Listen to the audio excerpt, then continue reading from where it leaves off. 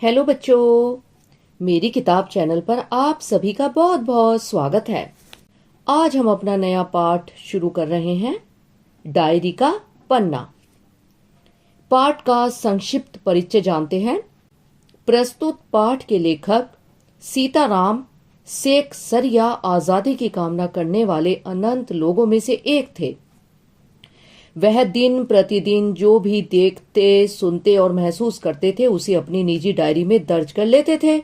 यह क्रम कई वर्षों तक चलता रहा।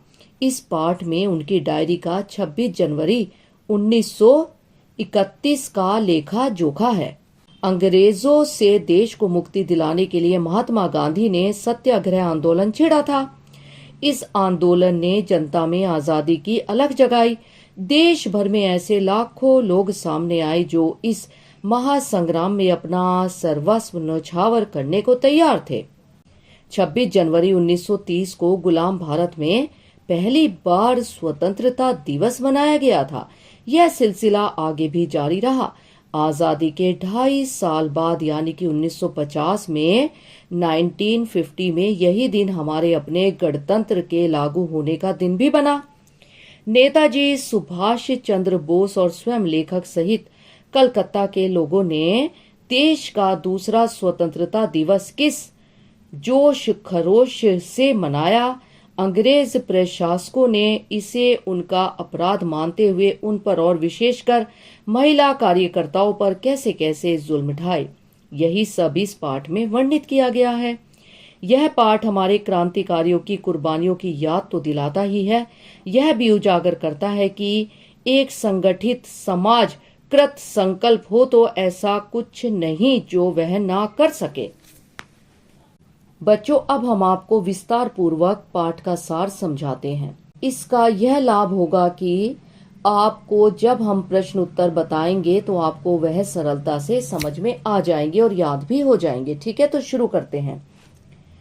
यह पाठ यानी कि डायरी का पन्ना डायरी शैली में रचित है।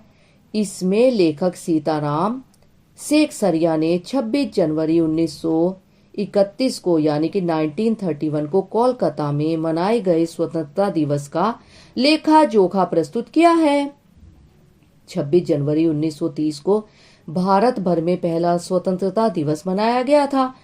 अब दूसरी बार 26 जनवरी 1931 को यह दिवस पुनः मनाया गया। इस समारोह की तैयारियां कोलकाता में काफी पहले से चल रही थी। सभी कार्यकर्ता इसे सफल बनाने में जुटे थे। बड़े बाजार में प्राय सभी मकानों पर राष्ट्रीय झंडा फहरा रहा था। कई मकानों को भली प्रकार सजाया गया था। लोगों में बड़ा उत्साह था। पुलिस पूरे शहर में गश्त कर रही थी। प्रत्येक मोड़ पर गोरखे तथा सार्जेंट तैनात थे। घुड़सवारों का भी प्रबंध था। बड़े बड़े पार्कों और मैदानों को सवेरे से ही पुलिस ने घेर लिया था। जिस स्मारक के नीचे शाम को सभा होने वाली थी उसे सुबह 6 बजे से ही पुलिस ने घेर लिया था। कई जगह प्रातः ही झंडा फहरा दिया गया था। श्रद्धानंद पार्क में बंगाल प्रांतीय विद्यार्थी संघ के मंत्री अविनाश बाबू ने झंडा गाड़ा तो उन्हें गिरफ्तार कर लिया गया। तारा सुंदरी पार्क में बड़ा बाजार कांग्रेस कमेटी के युद्ध मंत्री हरीश चंद्र सिंह झंडा फहराते गए पर वे भीतर न जा सके। वहां काफी मारपीट हुई और कुछ लोगों के सिर भी फट गए। गुजराती सेवक संघ की ओर से जो जुलूस निकाला गया उसमें शामिल लड़कियों को गिरफ्तार कर लिया गया था। 11 बजे मारवाड़ी बालिका विद्यालय की लड़कियों ने अपने विद्यालय में झंडोत्सव मनाया। इसमें जानकी देवी और मदालसा बजाज भी गई थी। यहाँ का प्रबंध बहुत अच्छा था। 2-3 बजे जिन आदमियों को पकड़ लिया गया था उनमें पूर्णोदास और पुरुषोत्तम राय भी थे। इन्हीं पूर्णोदास पर सुभाष बाबू के जुलूस के प्रबंध का भार था। स्त्री समाज अपनी तैयारी में लगा हुआ था। वे जुलूस निकालकर स्मारक की ओर बढ़ रहे थे। 3 बजे से ही मैदान में भीड़ जमा होने लगी थी। इस मैदान में होने वाली यह सभा बहुत बड़ी थी। पुलिस कमिश्नर का नोटिस निकल चुका था कि अमुक अमुक धारा के अनुसार कोई सभा नहीं हो सकती।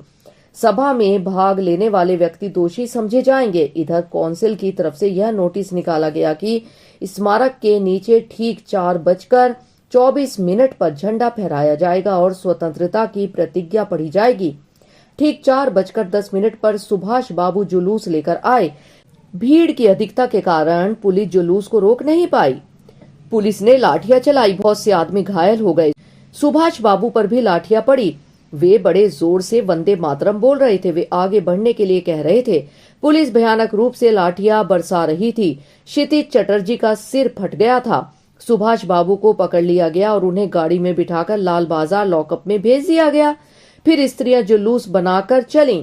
पुलिस ने डंडे बरसाए, अनेक लोग घायल हुए।